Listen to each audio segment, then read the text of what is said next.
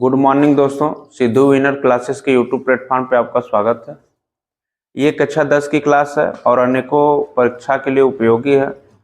Europe में राष्ट्रवाद भाग 4, जिसमें कि हम लोग पढ़े हैं क्रांतियों का युग। क्या पढ़े बेटा? क्रांतियों का युग। देखिए कैसे भूख, कठिनाई और जन विद्रोह होता है जब लड़ाइयाँ होती हैं, क्रांतियाँ होती हैं। तो 1830 को कठिनाइयों का महान साल भी कहा जाता है, क्योंकि इस समय क्रांति हुई थी। ठीक है। और बेटा इसके कारण क्या रहे कि जनसंख्या जब वृद्धि हो रही थी तो लोग गांव से शहर की ओर रुख कर रहे थे। लोग क्या कर रहे थे, जब वहां पे भूखमरी थी तो लोग क्या कर रहे थे, शहर में जा रहे थे। वहां पे रोजगार भी लोगों को थोड़ा बहुत मिल जा रहा था, गांव में कोई रोजगार भी नहीं था। देखिए बेरोजगारी में वृद्धि हो गई। जनसंख्या जब जबरदस्त जनसंख्या वृद्धि होगी तो बेरोजगारी में भी क्या होगी, वृद्धि होगी। और देखिए गरीबी में वृद्धि, लोग गरीब भी होंगे। आगे आइए देखते हैं, इसी साल के दौरान फसल बर्बाद हो गई। अब देखो जब बेटा क्रांति हुई तो देखो फसल भी बर्बाद हो गई। जब भगवान घेरते हैं तो सब तरह से घेरते हैं। ठीक है। तो देखो यहाँ पे जब क्रांति हो रही है 1830 वाली, तो इसी साल के दौरान देखो फसल भी थी, वो भी बर्बाद हो गई। खाने की सामग्री की कीमत क्या हो गई, बढ़ने लगी। और छोटे छोटे फैक्ट्रियां बंद होने लगी। जब किसी को खाने को नहीं मिलेगा, वेतन नहीं मिलेगा, बेरोजगारी चरम पे रहेगी, तो क्या हो गया बेटा, फैक्ट्री धीरे धीरे बंद होने लगी। अब बात आती है खाने पीने की कमी और व्यापक बेरोजगारी हो गई। इन सभी कारणों से लोगों ने सरकार के खिलाफ विद्रोह कर दिया। अब सरकार के खिलाफ लोग क्या करना है कि विद्रोह कर रहे हैं कि आपकी नीति अगर सही रहती तो फसल बर्बाद होने के बावजूद भी हमको क्या होता, भूखमरी नहीं झेलनी पड़ती, और आपका कायदा कानून नियम अच्छा रहता तो लोगों को बेरोजगारी नहीं देखनी पड़ती। आगे देखिए, विद्रोह कर दिया, सड़कों पर लोग उतर आए। ठीक है। और अवरोध लगाया गया कि जिसे कृषक विद्रोह के नाम से जाना जाता है। अब क्या किए, जो किसान थे वो उनकी अनाज जो था क्या हो गया, सब फसल बर्बाद हो गई। तो किसान क्या किए, रोड पर आ गए और अपना धरना प्रदर्शन शुरू कर दिए सरकार के खिलाफ। उस विद्रोह को क्या कहा गया, कृषक विद्रोह के नाम से जाना गया। ठीक है। तो कृषक विद्रोह क्या है, परीक्षा में जब पूछेगा तो आप लोग कर लेना, क्योंकि किसानों की क्या हो गई, फसल बर्बाद हो गई। उसी समय क्रांति आई थी और लोगों को बड़े पैमाने पर क्या हो रहा था, बेरोजगारी का सामना करना पड़ रहा था। ठीक। आगे अगली जो हमारी हेडिंग है, गणतंत्र के बाद कानून में आए बदलाव। देखिए जब गणतंत्र लागू हुआ तो कानून में कौन से बदलाव आए।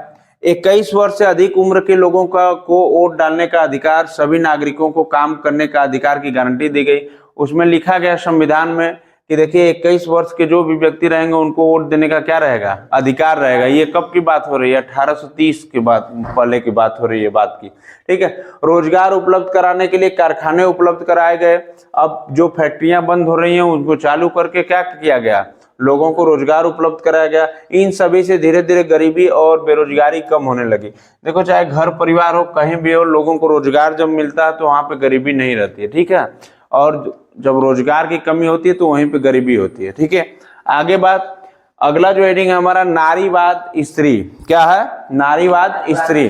देखो ये एग्जाम में लगभग 99% चांसेस रहता है कि नारीवाद स्त्री के बारे में पूछता है।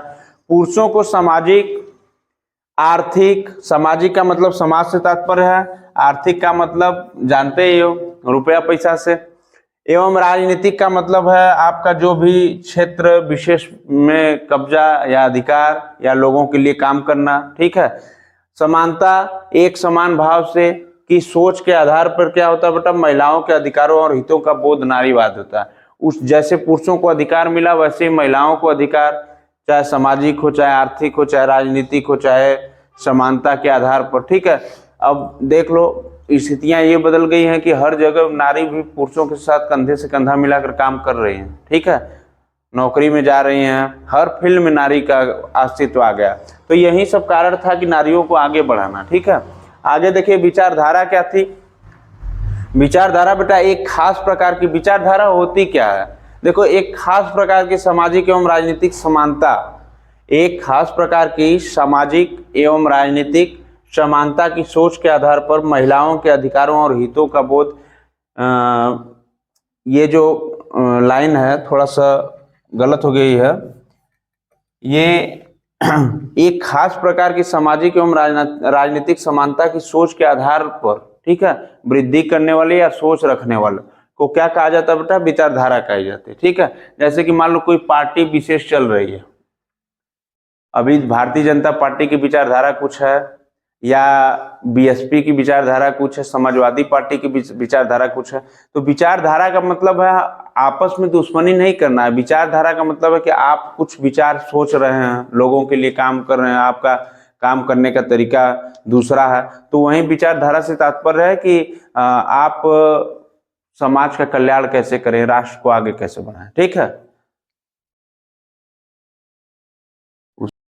देखिए बेटा, जर्मनी का एकीकरण जो कि परीक्षा के लिए बहुत ही उपयोगी है। हम लोग समझते हैं कि जर्मनी का एकीकरण किसके द्वारा और कैसे हुआ। ठीक है, तो जर्मनी का एकीकरण हमारा है, जर्मनी का एकीकरण 1848 में यूरोपियन सरकार ने बहुत कोशिश की कि जर्मनी किसी तरह क्या हो जाए, एक हो जाए, जर्मनी का एकीकरण हो जाए, परंतु वह ऐसा नहीं कर पाए क्योंकि राष्ट्र निर्माण के लिए उदारवादी पहल राजशाही और फौज की ताकत क्या कर दी, उसको दबा दे। देखिए बेटा, ये जो उदारवादी सरकार उस समय चल रही थी और राजशाही राजतंत्र चल रहा था और राजतंत्र की फौज, इन तीनों ने मिलकर क्या किया, 1848 में यूरोपियन सरकार को क्या किया, दबा दिया कि आप जर्मनी का एकीकरण नहीं कर सकते हैं। देखिए आगे क्या होता है कि उसके बाद प्रसा ने यह भार अपने ऊपर लेते हुए कहा कि वे जर्मनी का एकीकरण करा देंगे। ठीक है, प्रसा के बारे में पढ़ा ही चुके हैं, पिछले क्लास में देख लेना आप लोग। देखिए उस समय प्रसा का मुख्यमंत्री ऑटोमन बिस्मार्क था। क्वेश्चन पूछेगा कि जर्मनी के एकीकरण का स्वरूप जब तैयार किया जा रहा था या कोशिश की जा रही थी, तो उस समय मुख्यमंत्री प्रसा का कौन था, तो बताओगे ऑटोमन बिस्मार्क। प्रसा एक राज्य था, ठीक है, ठीक है, ऑटोमन बिस्मार्क था। क्या बताओगे, ऑटोमन बिस्मार्क। आगे देखो, प्रसा ने एक राष्ट्रीय एकीकरण के आंदोलन का नेतृत्व किया। उसने क्या किया कि सभी देशों को मिलाया, 3 देश थे उसमें ज्यादातर, जर्मन, इटली और प्रसा। ठीक है, तो इनको क्या किया बेटा, राष्ट्रीय एकीकरण के आंदोलन के दौरान उसका नेतृत्व करती है कौन, प्रसा। आगे देखिए 7 वर्ष के बाद ऑस्ट्रिया एक शहर था, डेनमार्क और फ्रांस, ठीक है, तीनों से युद्ध हुआ। पिछली क्लास में बताए थे, तीनों में क्या हुआ, युद्ध हुआ, और उसमें विजयी कौन रही, प्रसा रहे। विजयी कौन रहे बेटा, प्रसा रहे। ऑस्ट्रिया, डेनमार्क और फ्रांस को हरा के प्रसा क्या हुई, विजयी हुई। और जब विजयी हुई प्रसा, तो प्रसा का सपना था, ड्रीम था कि हम क्या करेंगे, जर्मनी का एकीकरण करेंगे। तो उसने क्या किया, एकीकरण की प्रक्रिया को क्या कर दी बेटा, पूरी कर दी। आगे देखिए होता क्या है कि 1848 से 1871 का दौर आता है। तो 1871 में केसर विलियम प्रथम, इसका नाम नहीं भूलना है, केसर विलियम प्रथम को नए साम्राज्य का राजा घोषित कर दिया गया। ठीक है, तो पूछेगा कि ऑटोमन बिस्मार्क के बाद राजा कौन बना, केसर विलियम प्रथम। तो देखिए यहाँ पे जर्मनी के एकीकरण ने यूरोप में प्रसा को क्या कर दी, महाशक्ति के रूप में स्थापित कर दी। महाशक्ति वैसे प्रसा बन ही चुका था, क्योंकि इसने देखो ऑस्ट्रिया, डेनमार्क और फ्रांस को पहले युद्ध में हरा चुका था। बाद में इसके हाथ में नेतृत्व जब आया तो इसने क्या किया, पूरे जर्मनी को क्या कर दिया, एक कर दिया। और जो एकता में फिर होता है व्यक्ति, वो क्या होता है, महान व्यक्ति होता है। तो प्रसा को क्या मिल गया, महाशक्ति के रूप में लोग देखने लगे। आगे देखिए क्या हुआ, नए जर्मन राज्य में मुद्रा को आप लोग समझ ही रहे हैं, सब काम मुद्रा से होता है। ठीक है, बैंक में रखने वाले पैसा या धन इकट्ठा एवं न्यायिक व्यवस्थाओं का क्या हुआ, आधुनिकीकरण हुआ। क्या हुआ, आधुनिकीकरण हो गया। ठीक है, अब ये था हमारा जर्मनी का एकीकरण। जर्मनी का एकीकरण क्या था, जर्मनी का एकीकरण कैसे था, ये क्वेश्चन आप लोगों को बनेगा और 101% बनेगा। ठीक है, आगे इटली का एकीकरण। अब चलते हैं हम लोग इटली के एकीकरण में कैसे हुआ, इटली का एकीकरण कैसे कराया गया। देखो इटली 7 राज्यों में बटा हुआ था। इटली कितने राज्यों में बटा हुआ था, आप सोच लो 7 राज्य को एक करना कितना मुश्किल काम होता है। आगे देखिए 1830 का दौर था जब क्रांतिकारी क्या हुए थे, क्रांति चल रही थी। क्रांति हर शहर में, हर देश में, इसके निकटवर्ती जब क्रांति चल रही थी। 1830 के दशक में जिउसेप्पे मैस्ट्रिनी, क्या नाम है इनका, जिउसेप्पे मैस्ट्रिनी ने इटली के एकीकरण के लिए कार्यक्रम प्रस्तुत किए।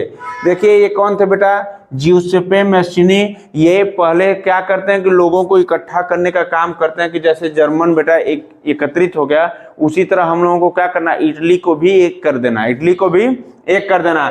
आगे देखिए जब 1830 एवं 1848 के क्रांतिकारी विद्रोह असफल हुए, ये जब क्रांतिकारी विद्रोह जब चल रहा था, मैं बताया कि 1830 में ही शुरू हुआ और 1848 तक चला। जब ये विद्रोह सफल नहीं हुए, क्या हो गए, असफल हो गए, क्या हो गए, असफल हुए।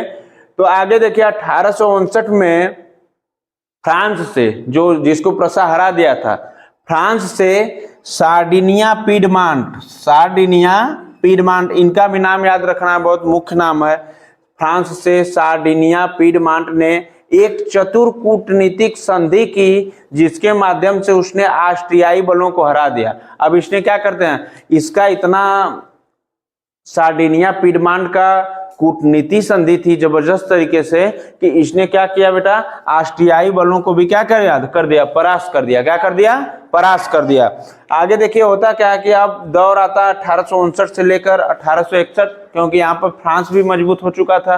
तो आगे क्या होता है, 1861 में इमैनुअल द्वितीय, कौन थे बेटा, इमैनुअल द्वितीय को एकीकृत इटली का राजा घोषित कर दिया गया। अब देखिए पूछेगा कि इटली जब एकीकृत हुआ, फ्रांस ने क्या किया, उसको एकीकृत करने में ज्यादा मदद की, ऑस्ट्रियाई को हराया।